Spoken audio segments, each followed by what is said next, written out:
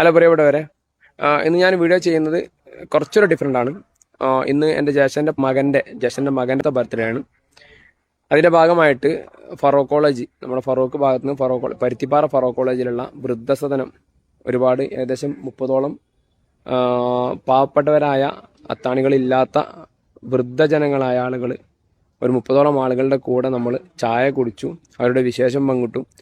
ഒരുപാട് ആളുകൾ കുടുംബപരമായ കാരണത്താൽ അല്ലെങ്കിൽ മറ്റു പല കാരണങ്ങളാലും ചതിക്കപ്പെട്ടുകൊണ്ട് അല്ലെങ്കിൽ നമ്മുടെ സമൂഹത്തിൽ ഒറ്റപ്പെട്ടു പോയ കുറേ ആൾക്കാരെ, പാവപ്പെട്ട ആൾക്കാരെ ഇവിടെ കൊണ്ടുവന്ന് പാർപ്പിച്ച് ഇവർ നന്നായി നോക്കി.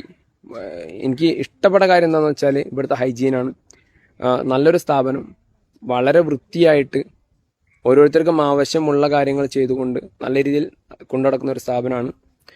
നമ്മുടെ ഫാമിലിയിൽ ഇപ്പം നിലവിലൊക്കെ നമ്മൾ പുതിയ കാലത്തൊക്കെ നമ്മൾ ബർത്ത്ഡേ ആഘോഷിക്കുന്നതൊക്കെ ശരിക്ക് കേക്ക് മുറിച്ചിട്ടും ആഘോഷിച്ചിട്ടൊക്കെയാണ്. അതിലപ്പുറത്തേക്ക് നമ്മുടെ മക്കളെ അവർക്ക് നല്ലൊരു മെസ്സേജ് കൊടുക്കാൻ വേണ്ടി അല്ലെങ്കിൽ സ്ഥാപനങ്ങൾ കൊണ്ടുവന്ന് കാണിച്ചു കൊടുത്താൽ അവരുടെ ലൈഫിൽ അത് വലിയൊരു പാഠമാവുമെന്നാണ് ഈ ഒരു സമയത്ത് എനിക്ക് പറയാനുള്ളത്.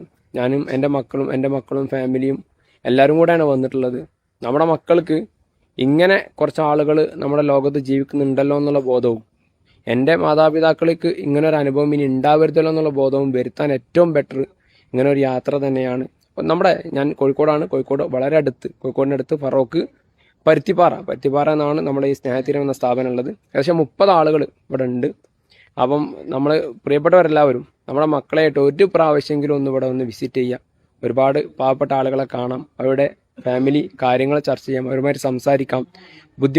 മാനസികമായി പ്രയാസപ്പെടുന്ന ഒരുപാട് ആൾക്കാർ ഇവിടെ ഉണ്ട്. അപ്പം അവർക്കൊരു ആശ്വാസമാണ് നമ്മൾ വരുന്നത്. നമ്മൾ വന്ന് അവർ ഫുൾ ഹാപ്പിയാണ്. നമ്മൾ സംസാരിച്ചു, അവരെ കാര്യങ്ങൾ സംസാരിച്ചു, ഫാമിലി ബാക്ക്ഗ്രൗണ്ട് സംസാരിച്ചു. ഒരുപാട് ആൾക്കാർ എങ്ങനെയൊക്കെയോ വന്ന് താമസിക്കുന്ന, എങ്ങനെയൊക്കെയോ വന്ന് നിൽക്കുന്ന ആൾക്കാരുണ്ട്. അവർക്ക് വലിയ ആശ്വാസമാണ് ഇത്തരം സ്ഥലങ്ങളൊക്കെ. അപ്പം നമ്മുടെ നാട്ടിൽ, നമ്മളെ ഫാമിലിയിലൊക്കെ ബർത്ത്ഡേ ആഘോഷങ്ങളൊക്കെ ഒഴിവാക്കിയിട്ട് ഇത്തരം സന്ദർഭങ്ങളിലേക്ക് നമ്മുടെ മക്കളെ കൊണ്ടുവരികയാണെങ്കിൽ അതായിരിക്കും ബെറ്റർ.